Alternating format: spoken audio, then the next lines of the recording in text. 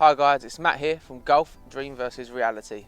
If you're a regular to the channel, welcome back, and if you're new, welcome. Don't forget to hit the subscribe button below so you don't miss out on any of our future videos. Now today we're going to be doing a review. We was approached by an Amazon seller via our Instagram page, and they very kindly sent us one of these for free. Now I want to make it clear they haven't paid us for doing anything with this, they haven't even asked us to make this video. I'm doing this because I want to provide content for you guys. Now I've always used an app called Swing U when I've been playing, which has tracked my scores, but I've used it for my yardages. And that works via a GPS system. But I've always been intrigued about rangefinders and how good they are. But, as probably many of you have been, I've always been put off by the price. Some of them are £400 or £500, which for me, I can't warrant spending that when I've got an app that tells me yardages for free. This rangefinder is also very cheap. Probably one of the cheapest you can find.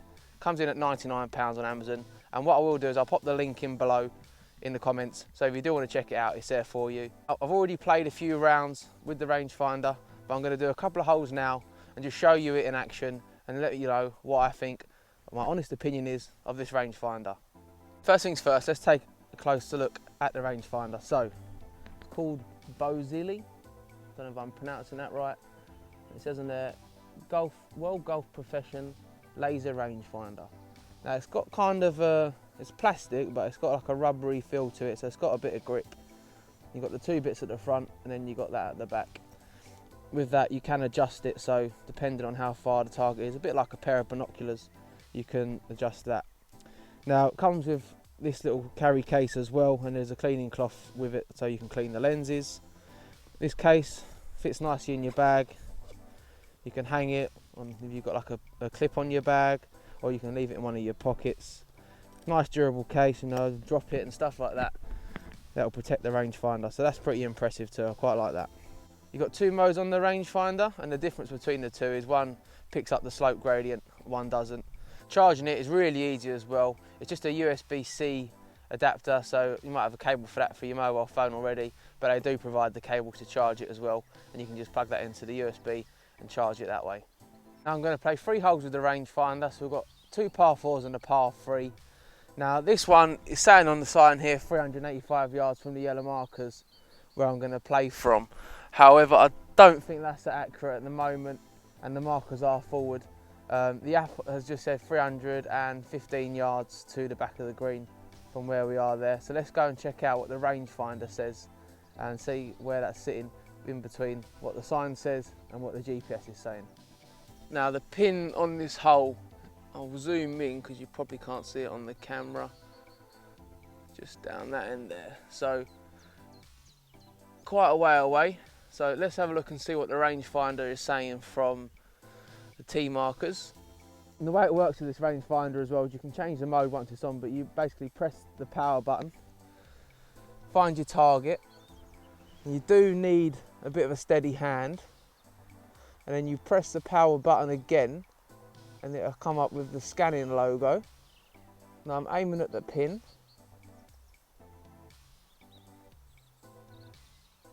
and that is telling me 371 yards to the pin.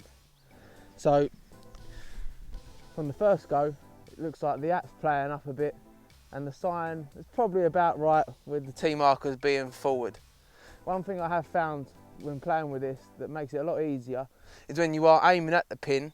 Initially I was aiming for the top of the flag, but sometimes you then pick up the trees or whatever is behind it, so I always try and aim for the base of the flag or the base of the green, depending on what the slope is. Let's knock a ball down and we can find another yardage from my next shot.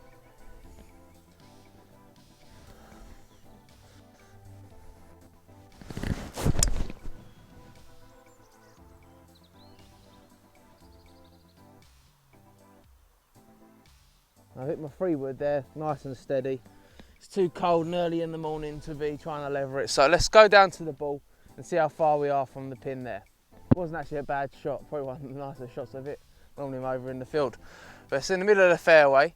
Just check the GPS app, and that's showing us 107 yards. So let's have a little look on the rangefinder and see what that's reading at as well. And that's coming out with 106.4. So again, similar. The thing I do find with the GPS app sometimes is if you haven't got a strong phone signal, it does take a while to calibrate and the numbers do jump up and down, so you have to be a bit patient with it. With a rangefinder, you've got that instant feedback straight away of what the distance is. But anyway, we're 170 yards away. Let's try and get onto the green.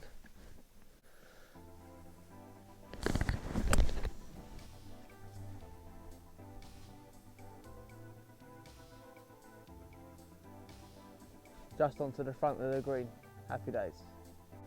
So next up we've got the par 3. It's quite a nice short one this, so I thought it would be good to test a hole where the distance is low, just to really put the rangefinder to the test. So the sign's saying 120 yards from the yellow markers. The GPS has said 118 to the back of the green, so I think again the markers have moved them forward where they've been getting a bit of play. So let's have a little look at the rangefinder, see what that's reading us at.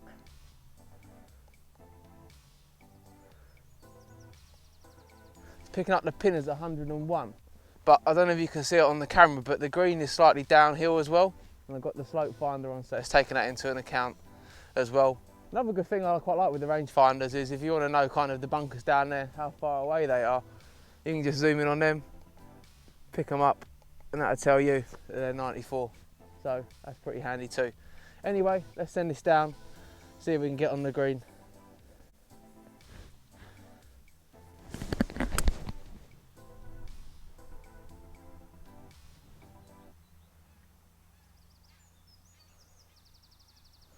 It's on there.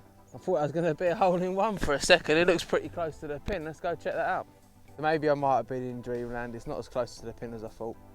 Got about 8 foot putt, but hit the green with the help of the rangefinder.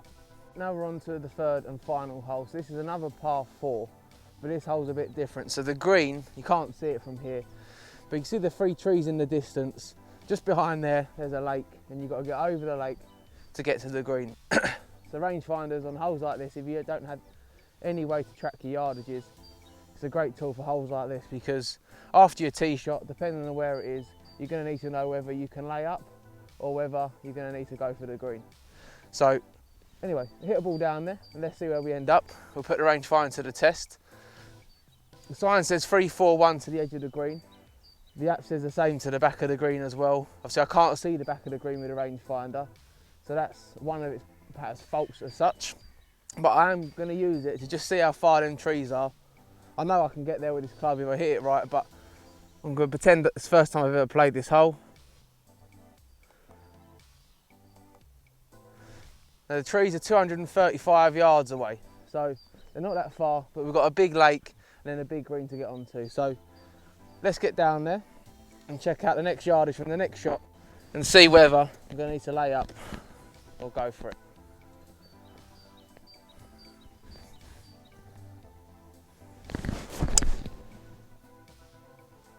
Pulled that a bit left. It's up near the trees, but it's in the rough. Anyway, let's get down there and have a look. Now unfortunately where I pulled that tee shot left, it's left me in this rough stuff. Now I've checked the app and it's telling me it's 89 yards to the front of the green.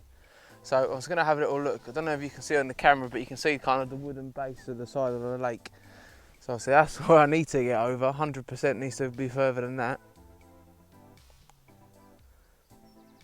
That's telling me that's 68 yards to the edge of the lake, but then you've got a big fringe on the green. Pin's kind of middle to back. Telling me 91 yards to the pin. So, gone for my 52-degree wedge. I'm just going to just hope to the golf gods that I can get enough club on this out of this long stuff and get over the lake.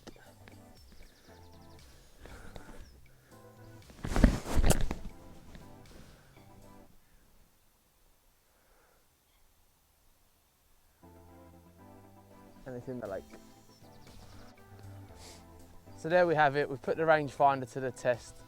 I'm impressed for only £99, although that price may change from the time of filming.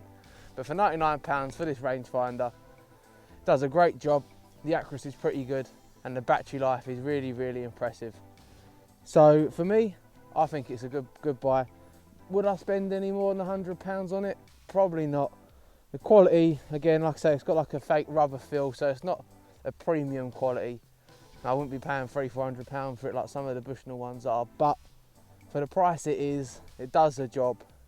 Seems durable, seems accurate, and like I said, the battery life is great. So I'll pop the link in the comments below if you do want to check it out. So the Basili Rangefinder gets a thumbs up from Golf Dream versus Reality. If you're not subscribed to the channel already, please make sure you hit the subscribe button below so you don't miss out on any of our future videos and reviews. Take care.